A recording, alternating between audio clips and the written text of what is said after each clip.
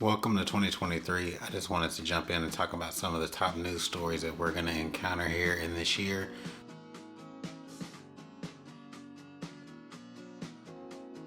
First will be the Netflix series that's scheduled to come out here in the beginning part of the year. The producer Chad Mumm says that there's going to be drama as quickly as the second episode. It's going to feature current PGA players Colin Morikawa, Matthew Fitzpatrick, Jordan Spieth, Justin Thomas, as well as defectors Sergio Garcia and Dustin Johnson, amongst many other names.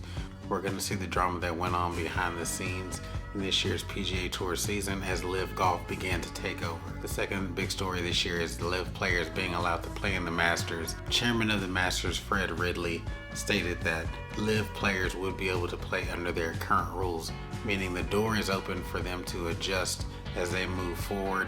The rules were last adjusted at the beginning of last year, and so they weren't anticipating to make any changes, but we could see that change going forward. I would anticipate a similar stance with the other majors this year. Entry into the Masters has a few qualifications.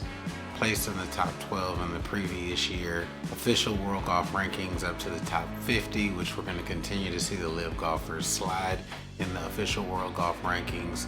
Top 4 in last year's majors. Again, that's only a 1-year exemption into the Masters, or have won one of the other majors in the last 5 years. And that's how these LIV golfers are getting in.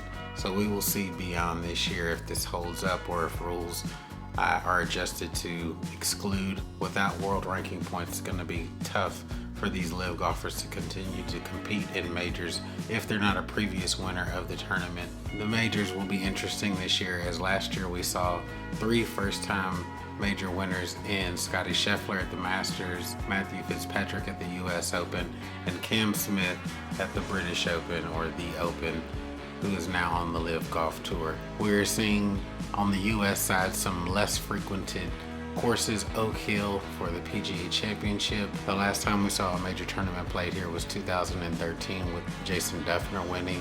Blast from the past. There has been a senior PGA played here since that point, but the big boys on TV, it's been 2013. Wonderful venue, amazing. It's going to be exciting to see what happens there. Lots of fireworks on an exciting, challenging Donald Ross design. The US Open will be played at the Los Angeles Country Club.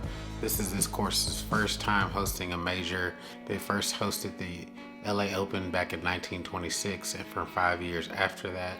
Since then, there's been no PGA tournament play there or major, so this will be an inaugural showing. This course has flashes of Riviera, just kind of that LA terrain, some of the grasses and trees that you see around the courses, stunning views of the LA skyline, so it'll be exciting to see a major played here, as we're all going to be unfamiliar with this course. The Open played at Royal Liverpool, one of the original sites of the British Open.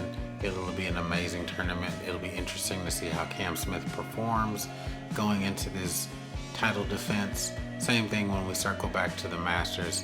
Will Scottie Scheffler pull it out again and compete at the top? So many additional stories, whether it be seeing how the young talent performs on the PGA Tour this year, or how things shape up with LIV Golf and getting world ranking points, and will that be able to elevate their status amongst the world. The PGA Tour adding 13 elevated events, with the top players able to opt out of one of these. Rory McIlroy is opting out of the Century Tournament of Champions as one of his 13 this year.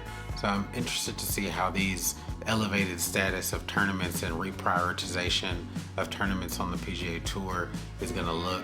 So much new equipment comes out at the beginning of the year in the first couple of months, so it'll be interesting once embargoes are lifted. You're starting to see clubs featured on Instagram and leaks coming out, so it'll be interesting what the equipment world brings to us this year. Golf is shaping up to be one of the most exciting in a long time.